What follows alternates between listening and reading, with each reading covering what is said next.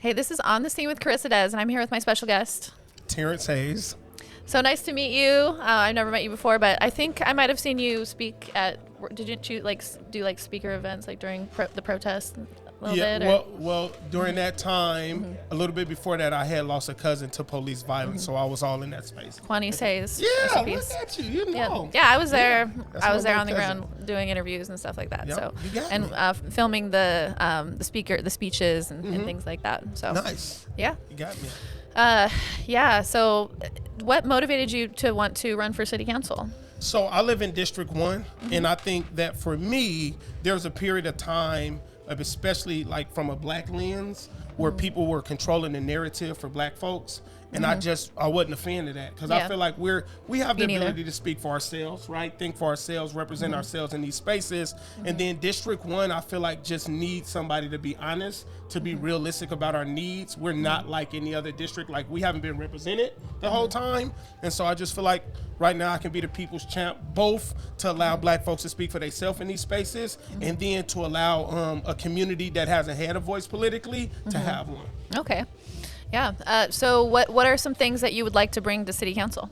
Yeah, so I want to bring some honesty. I just want to, Sure. When you really look at, it's interesting because when you look at where our community are, and we focus on all the negatives, but the community and the people, and there's been some amazing people that's done some good stuff, but we've had, in my opinion, some city council folks that's kind of went contrary to what the community wants. Right. And so, I look at that and I'm just like, man, we need real people voices. I think the community spoke with this new charter, and I think we just need to hone in and be a better version in city council. And I'm just gonna bring that. I'm gonna bring honesty. I know how to execute, right? We planted 100, 200 trees in East Portland, and they died because somebody don't know how to execute. I remember that. Right? Yeah, Somebody don't know how to go. Nobody's watering those? Right, how are they living? And so Yeah. I feel like politically, people get pressed to do things, but they don't really have the skill set to walk them things down in a healthy way. Right. And so me coming out of construction, me being an entrepreneur, I think especially as a formerly incarcerated person, I bring a unique view to public safety that, I don't really feel like nobody else is gonna bring, right? So we talk about that all the time, but we're not really hearing from folks that actually know what they're talking about. So I know what I'm talking about. Okay. And you said something about the charter. Can you explain what that is? So the voters decided that instead of having, I think, 4 city council folks, that we're gonna have 12, and we're gonna have 3. So that actually went through, because I remember talking about that. Yeah, we got 3 out of every district. We got 4 districts now, and the people gonna get to use ranked choice voting. Please don't ask me to explain what that is, but the people will be able to rank 1 to 3 for the people they like, right? Or 1 to 6, but the first 3 really is how you win. And we should get some unique stuff. I think the community and the voters decided that they want real people with real experience, and not just career politicians. Right. And this is how we can get that. They don't want people who are going to be asked questions and then they just divert and talk about something else. Real creative speakers. So people who are actually going to be talking about honesty, answering right? the questions. Because if you want to know about public safety, and I just go, well, we gotta, either I'm gonna go, we gotta beef up the police, or I'm gonna go, we gotta tear them down, and none of that has really worked in the grand scheme of public safety. So somebody have to be able to say the true balance is when police and community works well together. We get the best results, right? We become safer. The police should have accountability, and the community should be prepared to step up and take burdens off of police, so we don't have the risk of them causing harm in the community. Right. So I want to empower community-based organizations, but at the same time, we don't want to go kicking officers in the face. They're here, right? And if we're not careful, they just get mad and disappear. And we see what happened when that's not a good result when they disappear. So I think it has to be balanced. So that's an example of instead of dancing around it, we just talking honesty. Okay. How do you think that we could have better accountability for the police force? Well, I think it's going to be relational. I think all accountability has to look relational, because this is the thing. If we just go in wanting to hit police in the mouth, they're just going to start ducking, right? Because if you get hit enough, you start ducking. Sure. So what I think it has to be is community relational oversight, right? One of the things I sit on a FIT team, community oversight group, and we don't come in trying to yell, scream, and demand. We show examples. We work with officers, and I think in our opinion, we do very well in leading them in the right direction so that they don't impact the community negatively. They come, they talk about the pullovers, they talk about their engagement. We always push them to engage with community in a healthy way. I think when we can humanize officers and get past like this militarization, both on their end and on our end, we can get humane police officers. So like, how do we hold them accountable? We just show them where the BS is, right? And we reach out to their humanity and hope that they're okay with living in that humanity when they're engaging with other humans. Right.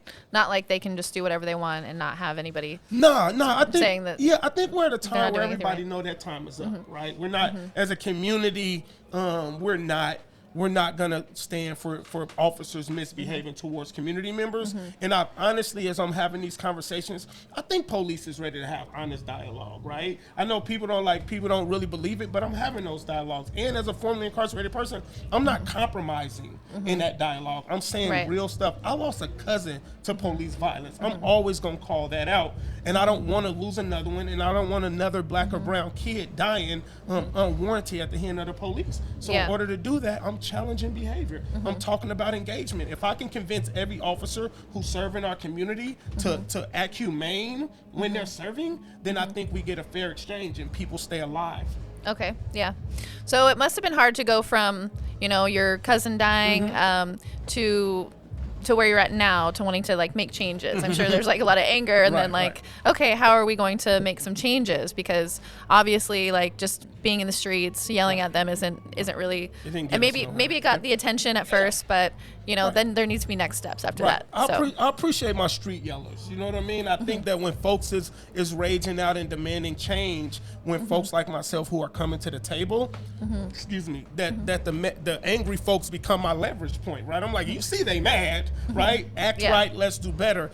It wasn't easy, for sure, and it's not easy every day, because again, I'm trying to treat officers, and I'm trying to come to the table with officers in their humanity, and I want them to reciprocate that energy. And if I want them to deal with me respectfully, I have to do the same. Look, I've had several officers or people that's like super pro police without balance immediately try to dismiss me because of my loss. As if you can dismiss me because I took a loss, instead of saying, well, I want to hear what he got to say. But I never let that discourage me, because I want to be at those tables. I have the lived experience. I have the knowledge to be at the table with officers having honest dialogue and pushing for policy change, right? And so if I'm not at the table, who is? Yeah. I like that. So what kind of changes, other changes would you like to see, like within the communities with policing and... Well, I mean, I think we know what has to happen in policing. I think we have to find ways that every part of our police force is building relationships with community and have accountability to the community it serves. I believe if we can normalize that from street patrol to specialized detectives, if they answer to people, I think they'll be conscious when they make decisions in the community.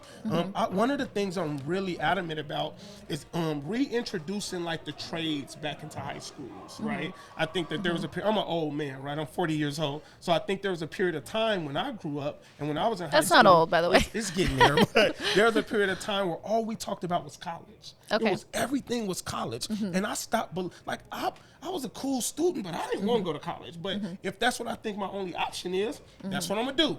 And when I did it, clearly I was distracted because I ended up in jail, right? So I want to get back into high schools, into middle schools. I want to remind young men and women that our middle class was built in the trades. There's a lot of money without debt. There's $150,000 jobs without debt in the trade. And I believe it's one of the fastest paths to entrepreneurs. Right, so if you have an entrepreneur heart, the trades can get you there. So I want to leverage my voice. I want to be able to take the little title and go into schools and encourage folks in them high schools and in the middle schools to take an alternative that can pay really, really well, really, really fast. And so I hope I can do that.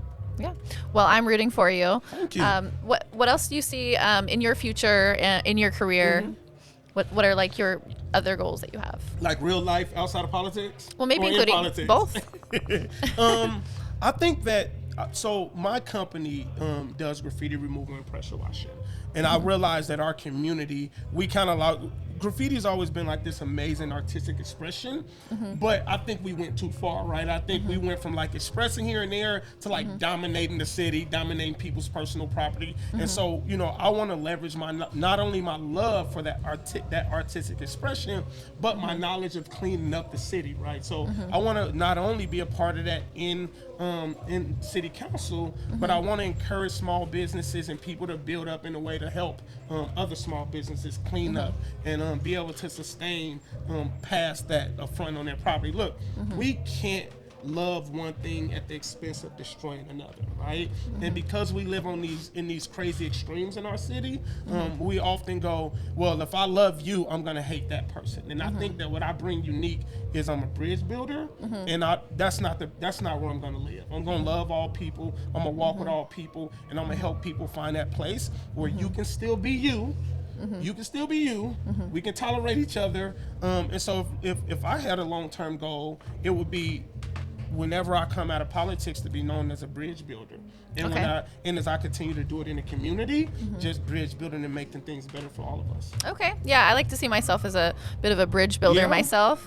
I just think that, or I know that we're all connected in a way. And, you know, they say if some of us are not free, none of us are free. And that kind of ties into what you were saying as well. Like, you know, you can't really be hating this group of people and then loving this group of people, because it's like everybody's interacting. We're all community. We're all working together. So if we can all come to an understanding, build those bridges, I think we can build a better community for everybody, and everybody will be happier. And, you know, a lot of that is, you know, people putting fear into us. We talked a little bit about this with Mike. And I think that like, you know, that'll that helps some people to come to power when there's fear, but it doesn't really help the people in general. And it's not who Portland is, right? When I first moved here with my dad, I was like 15 to 16. I thought this was one of the most amazing, loving cities on the planet, right? Remember, Portland was like the place to live in the early 2000s, and I think we allowed that fear and hate and that paradigm to happen in our community, and I think we got to get back to just loving and caring for each other, and I think we get our city safe again, we get our city clean again, and we become a more affordable city, and even to your point with Mike, like, we're doing better. Like, your perception is not always reality, right? Like, it doesn't always feel safe, but gun violence has come down in our community. And it has taken effort, not only accountability, but compassion, patience, and resources into community-based organization. So I do think we're doing better. I'm not living on the worst side of what our city is. I really remember how wonderful Portland is, and that's what I'm trying to be a part of building back up. Okay. So I know that when you're in city council, you kind of work in a certain sector. I don't know how the charter's changing that, but I know like Rubio worked with like, you know, the houseless communities, trying to figure out that whole situation that we're still working on. So what's your focus going to be? Mainly public safety, or is it what is? That's my specialty, right? Okay. But the charter changed that up. So we'll have a city manager, and it'll be our responsibility to vote on policy that governs the behavior, I would say, of like the city manager and all the deputy managers. So I won't have a division like historically we have, but I think it's still our responsibilities to determine how those divisions run and function. I do hope that my knowledge and expertise of public safety, that I can use it to help our community continue to go in the right direction, for sure. Like, it is my strength, right? I know what it takes. I've been a part of it, and I'll continue to do the work. So maybe one day I will be yelling from the rooftop of how to get us better and how to get us safer and moving in the right direction continually. Okay. I love that. So do you think anybody's going to put up a billboard of you? No, listen. If you're going to put up a billboard, I hope I get a pretty picture too. Right? Yeah, like, I hope, get a picture. And then because listen, brand recognition is so important in this space. Yeah, whether it's good or bad, you're still like, am I hazing it up or something? Like, so eventually, this is the thing about negative narratives, right? People will use whatever they can outside of the data, right? If our current DA is harming our city, then I think it's fair to hold him accountable to that. But if the data shows that we are actually becoming a better version of our city, then applaud that, right? Our whole country suffered from an increase in violence. It wasn't just Portland. Yeah. Our numbers are actually coming down, and we're actually beating many parts of our country, many cities that's about the same size as us. So it's like you can focus on the narrative, the negative narrative, as if it just happened in Portland. Yeah. But it didn't just happen in Yeah, Portland. a lot of people were saying, oh, because of, what happened with the protests in 2020, like there's all this crime. But really, it's, a big part of it, I think, was because of the pandemic. Everybody was inside. Everybody was having, mental health issues that they're not working out from that trauma. Everybody had like there's a collective trauma. So root causes beat everybody, but what's that? root causes beat us all, right? Not just poor black and brown folks have root cause issues. We all suffer from them. And I think the pandemic, we all had to watch what happened to George Floyd. It changed us as a country, right? And now we're trying to find some normality back into this space. And so I agree with you. Like, our whole country was in trouble, was fighting. We all was trying to figure out who we were next. Yeah, right. It wasn't just Portland. I assure everybody. Yeah, and I think a big part of it too was that as a whole, we had a hard time trusting people who are in power. Yes. Because of what happened with the pandemic, like who are we going to blame? And then with what happened with George Floyd getting murdered, like people had a hard time trusting the police. So I think if we could bring trust back into the people who are in power, like bringing new people into office and into leadership roles who want to make change, I think that's what will help. It's the only way. Yep. We gotta challenge and keep them old folks out of the space.